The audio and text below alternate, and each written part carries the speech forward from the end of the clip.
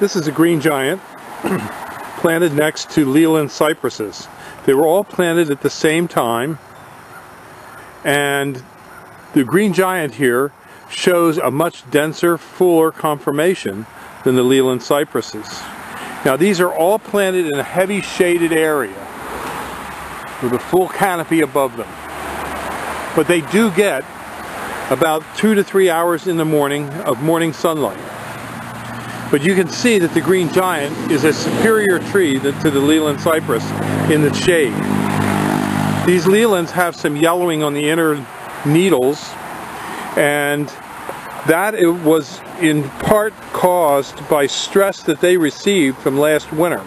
Last winter we had an exceptionally cold winter, and many of the Leyland cypresses burned over somewhat.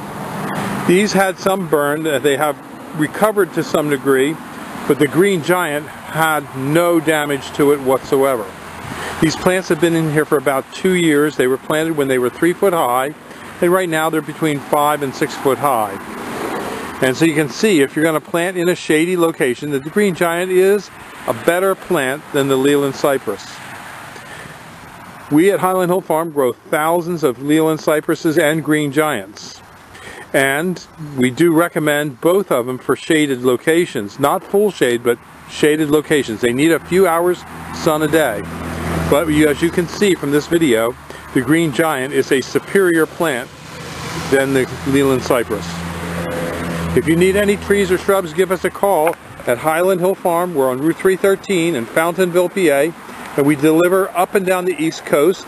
We ship on our trucks, tractor trailer trucks, common carrier, or you can drive to our nurseries and pick up there. Give us a call at 215-651-8329. Thank you.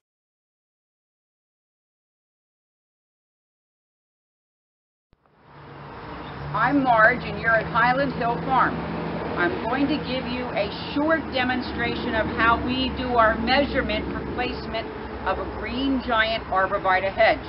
We're going to pretend that this is the section that you're going to put your plants at.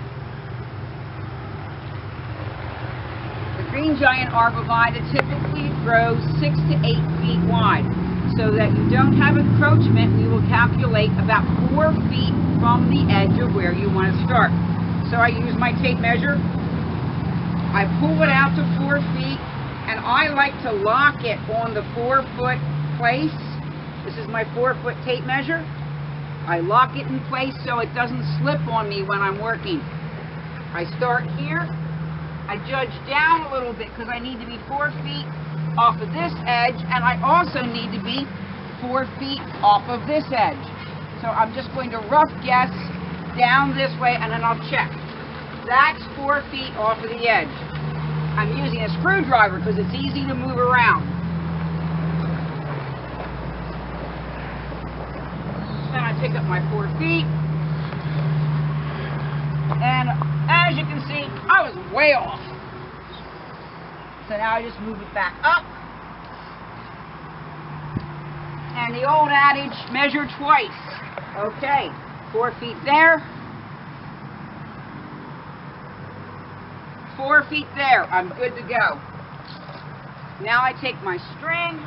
I want my line to be along this driveway. It looks like a huge distance off the driveway, but the green giant will be 6 to 8 feet wide. And you don't want encroachment. So you need to give the plant, even if you're starting with small ones, you need to give the plant room to grow. You could do this section, or you could do much larger, doesn't matter. Okay, I'm at the end of the line where I want to make my tree line. So again, I put my ruler down. I measure 4 feet off the line. Here's my 4-foot line. Take my string. Now, I wrap it around and I come in here again, right at 4 feet. Wrap my string tight so I have a somewhat taut line. Now I have a straight line for my trees. Now we'll walk back up to the other side because that's the more important side for my spacing. This side I can make a few adjustments to. this will be my starting point. This will be tree number 1. I put my measurement down.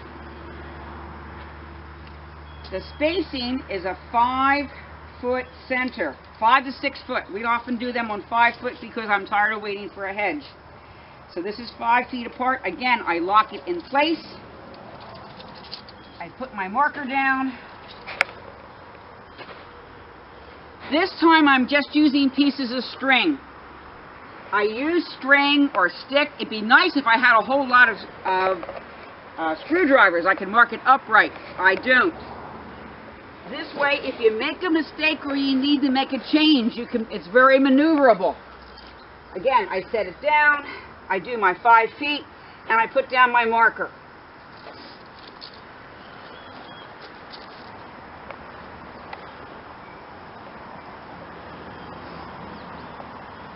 And I will continue all the way down my line, every 5 feet with my marker. Now I have my entire line in place. I stand here and take a look. Is this how I want it?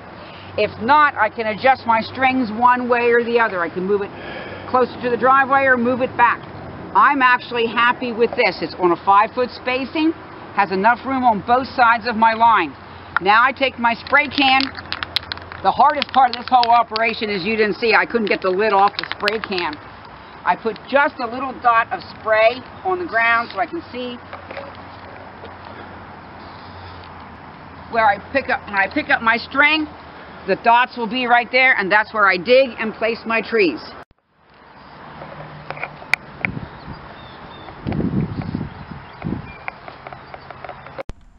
Now that the area is marked, we pick up all the strings and the loose little pieces that would be in the way, and we are able to plant our trees.